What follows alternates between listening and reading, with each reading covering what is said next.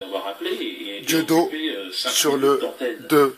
Tu ne vas rien faire sur ces 5 minutes d'antenne, donc 0. je ne sais pas comment ça se passe. Et puis là, évidemment, j'ai découvert le fameux, oh là là, venu avec l'argent, on l'a vu, le producteur dans son rôle, et qui flirtait toujours avec le copinage, mais non, on est des potes, et puis on est des potes, c'est toi qui tire la caisse. Un capote. On n'est pas tellement des potes. On est des Et après, potes, je me un suis capote. aperçu qu'on n'était pas du tout des potes, et qu'on ne serait jamais des potes. Et bon, voilà, ça fait partie de ces gens, bon, ça a commencé comme ça. Et puis Bruel, alors Bruel, je savais qu'il était cousin d'Elie Semoun, cousin par non, cousin, germain, voilà. Et donc, bon, on l'avait jamais vraiment rencontré à cette époque-là. Cousin. Les cousins. Je l'ai rencontré une fois. Francis Cousin. C'était au Resto du Cœur. Bon, j'ai eu une très très Écoutez mauvaise celle-là. impression dans les coulisses des Restos du Cœur. Resto du Cœur, Le champagne. coulait à flot, et je lui dis tiens, c'est étrange. Et donc, non pas que je n'aime pas le champagne, mais bon, je trouvais ça étonnant, le rapport entre d'un côté étonnant, les coulisses et puis la scène. Et puis lui tout de suite, en fait, il m'a insulté, il a fait partie des premiers, lorsque j'ai eu des ennuis, à monter au créneau pour s'offusquer du sketch chez Fogiel, pour dire que je n'étais plus un artiste, que j'étais terminé, que j'étais foutu. Ben, voilà, c'est exactement ce genre d'artiste. Mais il a réussi à rebondir. Qui, avec le temps, montre en main, que j'aperçois s'enliser dans les sables mouvants de l'aristocratie du show business. Tu m'étonnes. Et qui ne produisent plus que des... bon, je ne sais pas s'il a produit autre chose d'ailleurs que de la merde. Kev Adams. Mais là, aujourd'hui, c'est devenu un spécialiste. Tout ce qu'il fait n'a absolument plus aucun sens. Il pompe, c'est-à-dire que c'est toujours à un moment donné, en plus, quand ce genre d'artiste, entre guillemets, ne fait que récupérer des vieilles chansons, refaire ce que les autres ont fait, soi-disant en mieux. Bon, voilà, c'est fait partie de... Je n'ai pas la sensation de faire le même travail. Moi non plus. Et puis son soutien inconditionnel à la cause israélienne, bon, il a manifesté, c'est son droit le plus strict, mais lorsque l'on en parle, non, qu'est-ce que c'est bon, il y a de toute façon, chez ces artistes qui soutiennent bec et ongle la politique de l'État d'Israël, toujours cette malhonnêteté, ce chantage à l'antisémitisme. Donc j'ai eu à vivre tout ça, et puis ces deux spécimens, ces deux énergumènes étaient particulièrement donc je leur ai répondu. C'est pour ça maison d'édition. Il y a un espace pour le faire. Pas le choix. Je leur ai répondu. Et je ne passerai pas par eux. Ouvert d'ailleurs un entretien. Non. Bien évidemment, ils font partie de ces gens qui parlent dans le dos, mais jamais en face.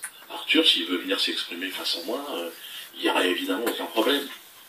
Ne serait-ce que on a la chance de vivre dans ce qu'ils appellent une démocratie, je ne sais pas trop ce que ça veut dire, mais en tout cas, a priori, on peut se parler. Donc, je peux aller chez eux, on peut discuter. On n'est pas là encore. Pas peur. Mais ils ont peur de moi, alors ils ont peur, je sais pas pourquoi, il y a des gens de la LICRA qui disent que j'ai 4000 ans, que je n'ai jamais connu de civilisation, que c'est pour ça que je serai un genre de singe, alors peut-être c'est ça. Mais peut-être que je suis un singe, mais si je suis un singe, je n'ai pas conscience de l'être. Donc peut-être que c'est pour ça qu'ils vont faire la parole. Enfin, en tout cas, moi je pense que parmi ces deux années, ils sont richissimes, mais leur argent, ils l'ont volé quelque part. Enfin, je ne suis pas en train de les accuser de vol direct, mais ils ont dupé, ils ont volé on va dire les spectateurs, et je pense qu'au regard de ce qu'ils auront fait, au final, on va s'apercevoir de la supercherie. Arthur, ça a été flagrant, il s'est lancé dans le one-man show. Bon, je veux dire, un enfant de 2 ans, c'est plus talentueux, je dis. Il y est allé avec son argent, avec cette notoriété télévisée, et bon, il s'est aperçu que c'était un autre travail, quoi. C'est autre chose. Il faut avoir joué, je pense, dans des tout petits lieux, s'être battu au départ. Ça se fait pas comme ça. Bon, très rares sont ceux qui peuvent, comme ça, en un clin d'œil, faire rire les gens pendant une heure et demie. C'est un vrai travail, en fait. Et moi, si je suis devenu une référence dans ce que je fais, c'est que je travaille à peu près 2 fois plus que les autres.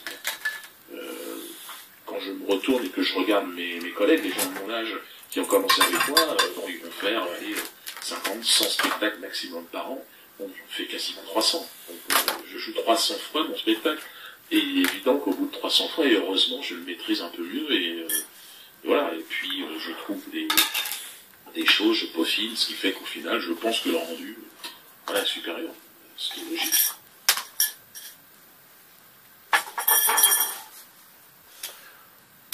Arthur. Donc, mes amis, pour, comment dire, on va pas dire clôturer, mais bon, pour résumer un peu, si vous voulez, la situation, eh bien, au moins, on a démasqué ces Ramos et compagnie. Parce qu'ils ont mis du temps avant de démasquer Arthur et compagnie. Tandis que là, quand même, ça a été un peu plus rapide. Comme je dis à chaque fois, la France d'aujourd'hui, ce n'est pas la France d'hier. L'histoire des SOS Racisme, aujourd'hui, ça n'aurait pas pris. Vous comprenez? Parce que les Français d'aujourd'hui ne sont pas les Français d'hier. C'est clair? Donc vous voyez, il faut tout détruire pour reconstruire. J'en suis persuadé, et plus que persuadé, je pense que c'est quelque chose de automatique, de nécessaire, si vous voulez.